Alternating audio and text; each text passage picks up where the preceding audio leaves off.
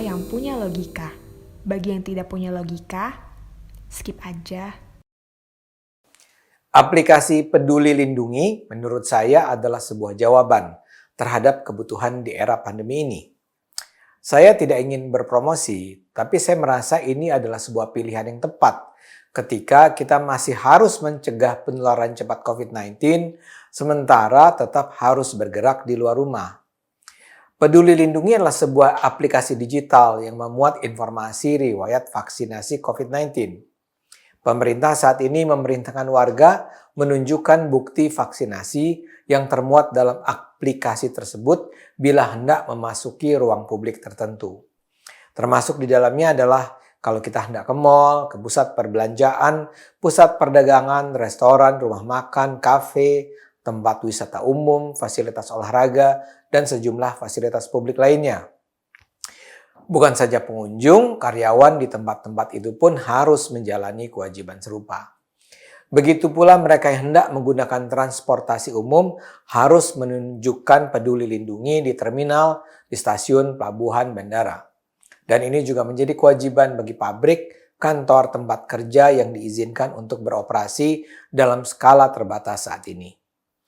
Peduli Lindungi menjadi jalan keluar karena kita tahu COVID-19 masih terus mengancam kita, sementara kita juga tahu bahwa kita tidak mungkin terus berdiam di dalam rumah.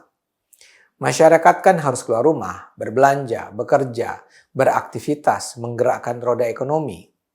Karena itulah pemerintah berusaha melonggarkan PPKM secara berkelanjutan. Masalahnya, apakah pelonggaran PPKM tidak akan kontraproduktif?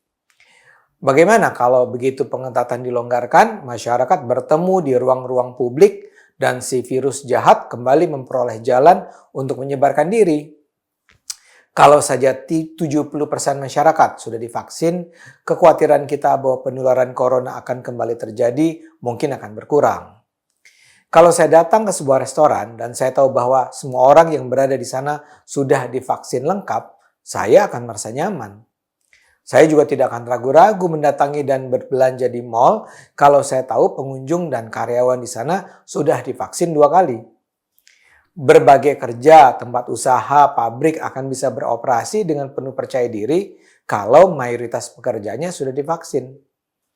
Masalahnya, tingkat vaksinasi kita masih jauh dari capaian yang memberi rasa aman semacam itu.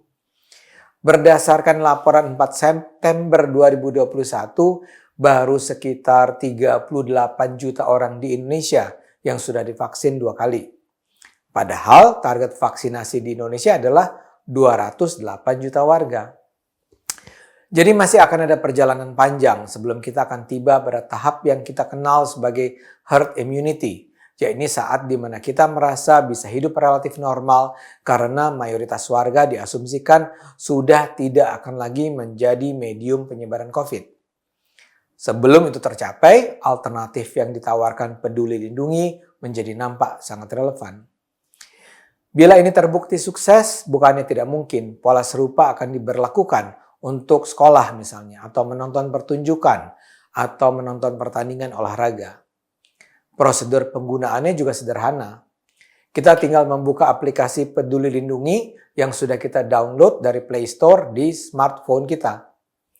Bila memang sudah divaksin, kita bisa menemukan sertifikat vaksin kita di Peduli Lindungi. Atau akan ada informasi yang menyatakan bahwa si pemilik nama sudah divaksin 1 atau 2 kali. Bahkan kita bisa men-scan QR Code di aplikasi Peduli Lindungi di lokasi pintu masuk tempat yang ingin kita kunjungi, misalnya mall. Hasil scan akan menunjukkan apakah pengunjung diizinkan untuk memasuki mall atau tidak. Warna hijau menunjukkan bahwa pengunjung diperbolehkan masuk, kuning petugas akan melakukan verifikasi ulang, dan kalau merah pengunjung tidak diizinkan untuk memasuki area mall oleh petugas. Memang di sana-sini pasti ada masalah. Kita tentu sadar bahwa penggunaan aplikasi di smartphone itu mensyaratkan warga memiliki smartphone dan sinyal internet di lokasi pemeriksaan baik. Dalam beberapa kasus juga dikabarkan bahwa ternyata sertifikat vaksinasinya tidak dapat ditemukan di aplikasi. Dalam kasus-kasus semacam itu memang harus ada langkah-langkah darurat yang terpikirkan. Misalnya ada baiknya warga mendownload dan mencetak sertifikat untuk ditunjukkan sebagai bukti secara fisik. Jadi dalam kondisi mendesak, bisa saja dilakukan pemeriksaan manual. Tapi masalah semacam ini tentu bukanlah persoalan yang terlalu serius untuk bisa diatasi. Skema Peduli Lindungi harus terus dikembangkan.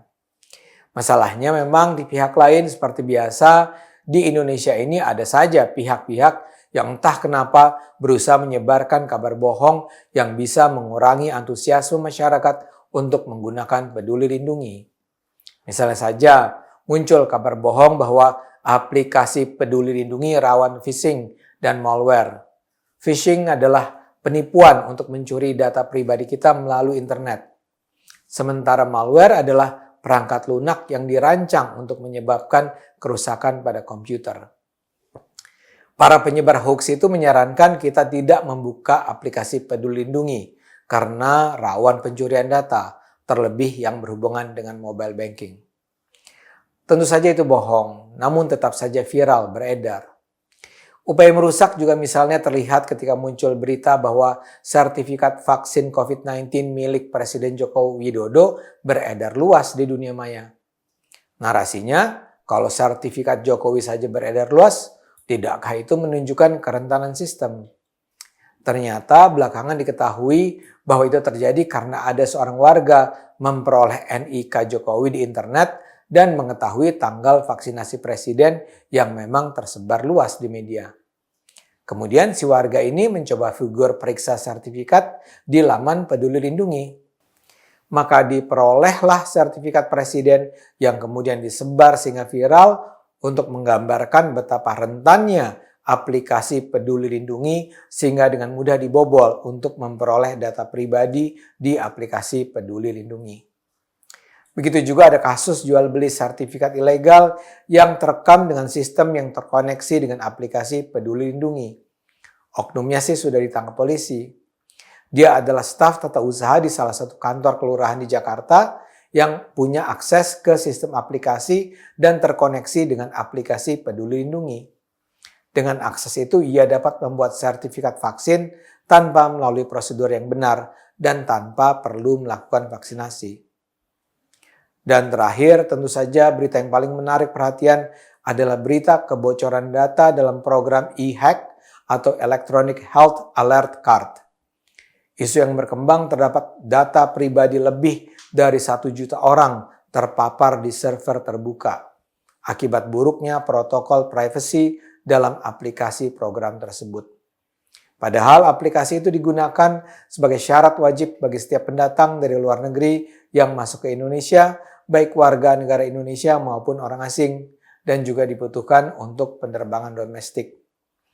Data yang dibocorkan itu mencakup status kesehatan terkini pengguna, detail kontak, hasil tes COVID, dan informasi kesehatan personal lainnya. Kementerian Kesehatan sudah bertindak cepat dengan menonaktifkan aplikasi e-hack tersebut. Kemenkes juga sudah meminta masyarakat untuk menghapus, menghilangkan atau uninstall e-hack untuk kemudian menggantinya dengan Peduli Lindungi. Penerapan Peduli Lindungi memang tidak akan berjalan begitu mulus begitu saja. Tetap akan ada ganjalan, namun saya rasa kita harus mendukungnya. Pemerintah sudah menyatakan bahwa data pribadi masyarakat yang terekam dalam Peduli Lindungi dijamin aman. Badan Cyber dan Sandi Negara (BSSN) juga sudah menegaskan bahwa pemerintah bertanggung jawab jika terjadi kerugian akibat kebocoran data warga di aplikasi tersebut. Untuk memerangi COVID-19, kita memerlukan Peduli Lindungi. Ayo gunakan akal sehat. Hanya kalau kita gunakan akal sehat, bangsa ini akan selamat.